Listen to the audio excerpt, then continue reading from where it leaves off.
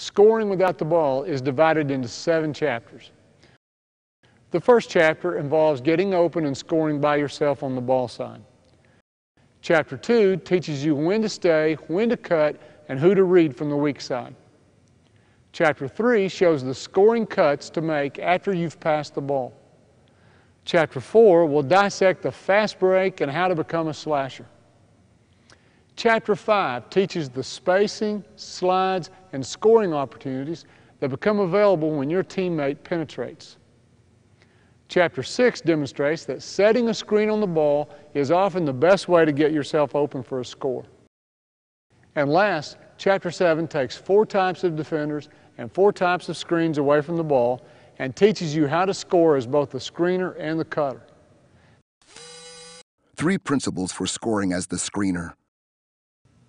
Break opposite of your cutter. If your cutter goes to the outside, then you should roll to the inside.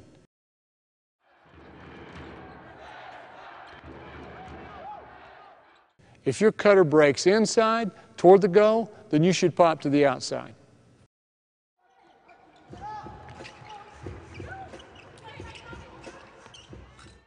Principle number 2. If you hear the defense yell switch at the point of contact, then open up to the ball and try to seal your new defender behind you. Read where to go, but most of the time it's to the goal. Principle number 3. If you hear the defense yell switch ahead of time before you set the screen, then slip the screen by cutting to the goal. If the switch is automatic, the defense won't be calling it out loud for you to hear, but you'll notice your defender lagging behind in order to catch the cutter coming off the screen. It's the same puppy dog read when you were the cutter. If he puppy dogs you or lags behind preparing to switch, then make a corner cut and slip the screen. On a down screen, slip to the goal. On a flare screen, slip to the goal. On an away screen, slip to the goal. But the back screen is different. Slip to the ball. Scoring as the screener summary, have this attitude. Some players view screening away from the ball as simply being a screener. They think, I don't have the ball, I'm not even cutting to get the ball, I'm just a screener.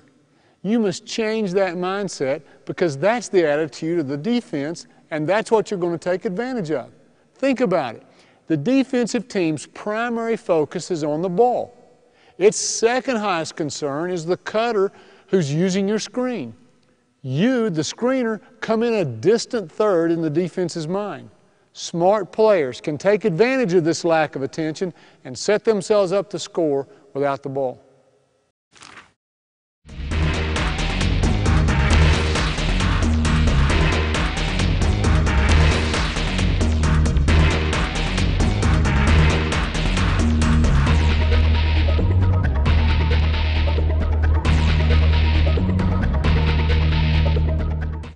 Emphasize that the person who sets the screen, because I would love to set the screen because I know if I set the screen that I'll be the one that will be open. Let's talk about that. Well, I think for the screener, the first object is to make sure that no matter which way he sets it, he has to set a good screen where he gets a piece of his body so that he knows when he sets a screen, he has no choice but to now open up, and now he's helped a teammate, so now he's just rolling. So he has a bounce pass or his teammate has a shot where he can run to the rim to get the offensive rebound. So I would just suggest that they, make sure you set a good screen where you got to give yourself up. You're sacrificing yourself for your teammate, but in reality, you might be the one that's open. So what are you reading there? Well, understanding, who you're setting the screen on. Is it a big guy who's going to pop out for a shot? Are you setting a flare? I mean, are you setting a screen on a big guy? Because if that's the case, bigs don't like to run through screens or come out on the perimeter. Are you setting a screen with the same height, same type of player, where you might set a screen and slip to the basket, knowing that he might switch, but you can beat him to the basket. So it's just recognizing who you're setting the screen for. Are you setting a screen so that same size so that you can pop to the corner to get the jump shot, because they might not talk or communicate where you can now get the shot. So it's just one dribble. Sometimes it's just one dribble. I think what we're doing is, come set the pick. We're dribbling 2 times so that when he comes, he can get back to his man to front or to get behind. So I think it's more of a read. It's a quick read. It's a pick. It's one dribble. If not, you're going to keep going. But it's got to be a bam, bam play. I think we're just holding on to it too long.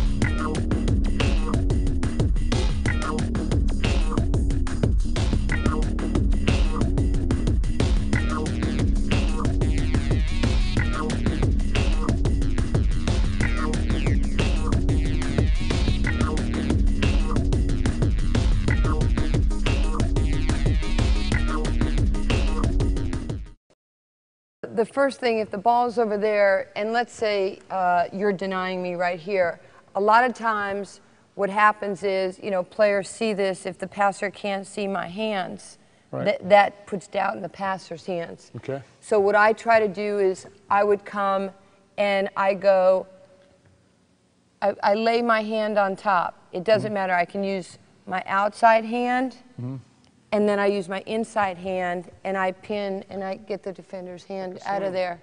I don't grab your hand, so like I give you the space and I see that and I go outside, inside, and it's a little bit of a cheat, but I'm being a veteran right here.